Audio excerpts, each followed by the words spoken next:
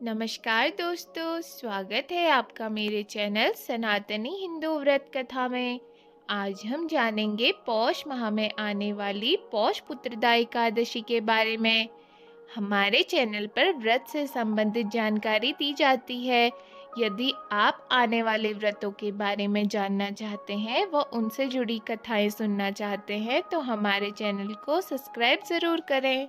पौष पुत्रदा एकादशी हिंदू धर्म में एक अत्यंत पावन एकादशी मानी जाती है। इसे पुत्र प्राप्ति, संतान सुख, परिवार की समृद्धि और जीवन में कल्याण की कामना से किया जाता है। सनातन धर्म में पौष माह अत्यंत शुभ माना जाता है।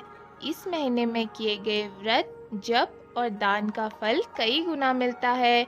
पौष पुत्रदा एकादशी इस माह की विशेष तिथि है। जैसा कि आप सभी जानते हैं, एकादशी का व्रत सभी व्रतों में सबसे श्रेष्ठ माना जाता है। यह व्रत भगवान विष्णु और माता लक्ष्मी को समर्पित होता है। माना जाता है कि यह एकादशी संतान प्राप्ति, वंश वृद्धि, पारिवारिक सुख शांति के लिए अत्यंत फलदायी होता है। इस दिन उपवास, पूजा अर्चना और विष्णु मंत्र का जाप करते हैं, जिससे जीवन में सौभाग्य और शांति का आशीर्वाद मिलता है। पुत्रदा एकादशी वर्ष में 2 बार आती है, पहली सावन मास में और दूसरी पौष मास में। शास्त्रों के अनुसार इस व्रत से दंपतियों को योग्य, स्वस्थ और दीर्घायु संतान का आशीर्वाद मिलता है। पौष माह के शुक्ल पक्ष एकादशी को पुत्रदा एकादशी का व्रत रखा जाता है। माना जाता है कि संसार में इस एकादशी के व्रत के समान दूसरा कोई व्रत नहीं है। ऐसी मान्यता है कि जिन्हें संतान होने में बाधाएं आती हैं, उन्हें पुत्रदा एकादशी का व्रत जरूर रखना चाहिए। इस उपवास को रखने और पूजन के प्रभाव से संतान संबंधी हर चिंता और समस्या का निवारण हो जाता है। यही कारण है कि इस व्रत को पुत्रदा एकादशी व्रत के नाम से संबोधित किया जाता है। इस साल पौष पुत्रदा एकादशी तिथि 30 दिसंबर मंगलवार की सुबह 7:50 से शुरू होकर 31 दिसंबर की सुबह 5 बजे समाप्त हो रही है। पंचांग के अनुसार गृहस्थों का व्रत 30 दिसंबर मंगलवार को रखा जाएगा तथा पारण 31 दिसंबर को किया जाएगा। वो 31 दिसंबर को व्रत खोलने व पारण करने का शुभ मुहूर्त दोपहर 1:26 से 3:31 के बीच है तथा वैष्णवों के लिए व्रत 31 दिसंबर बुधवार को है तथा पारण 1 जनवरी 2026 गुरुवार को किया जाएगा।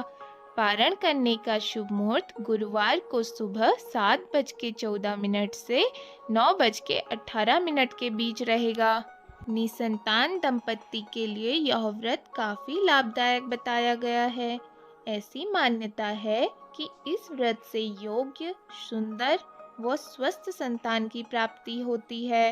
व्रत के फलस्वरूप भगवान संतान को आरोग्य का वरदान देते हैं और उनके लिए सफलता का मार्ग प्रशस्त करते हैं। धार्मिक मान्यताओं के अनुसार इस एकादशी के दिन भगवान विष्णु के बाल रूप की पूजा की जाती है। जो लोग एकादशी व्रत नहीं कर रहे हैं, उन्हें भी इस दिन चावल और उनसे बने पदार्थों का सेवन नहीं करना चाहिए। पौष पुत्रदा एकादशी का व्रत रखने वाले श्रद्धालुओं को व्रत से पूर्व यानी दशमी के दिन सात्विक भोजन करना चाहिए। व्रत के दिन सुबह स्नान आदि से निवृत्त होकर व्रत का संकल्प लेकर स्वच्छ वस्त्र धारण करने के पश्चात श्री हरि का ध्यान करना चाहिए। इस दिन भगवान विष्णु के बाल कृष्ण रूप की पूजा का विशेष महत्व है। संतान की इच्छा के लिए पति पत्नी को सुबह के वक्त संयुक्त रूप से भगवान श्री कृष्ण के बाल रूप की उपासना करनी चाहिए। बाल गोपाल की प्रतिमा को पंचामृत से स्नान कराएं, फिर उनको चंदन से तिलक करके वस्त्र धारण कराएं। इस दिन गंगा जल, तुलसी दल, तिल, पुष्प और पंचामृत से भगवान विष्णु की पूजा करनी चाहिए। इसके बाद भगवान को फल, नारियल, बेल, आंवला, लौंग, पान और सुपारी अर्पित करें और धूप दीप आदि से आरती और अर्चना करें। संतान गोपाल मंत्र का जाप करें और इसके बाद प्रसाद ग्रहण कर गरीबों और जरूरतमंदों को भोजन और दक्षिणा दान देनी चाहिए। पूरे दिन उपवास रखकर शाम के समय कथा सुनने के बाद फलाहार किया जाता है। इस दिन दीपदान करना अच्छा माना जाता है। व्रती को संयमित और ब्रह्मचर्य के नियम का पालन करना चाहिए। व्रत के अगले दिन द्वादशी पर किसी जरूरतमंद व्यक्ति या ब्राह्मण को भोजन कराकर दान दक्षिणा देकर व्रत का पारण करना चाहिए। इस दिन ओम नमो भगवते वासुदेवाय मंत्र का जाप करना चाहिए। साथ ही पुत्रदा एकादशी व्रत की कथा सुननी व पढ़नी चाहिए।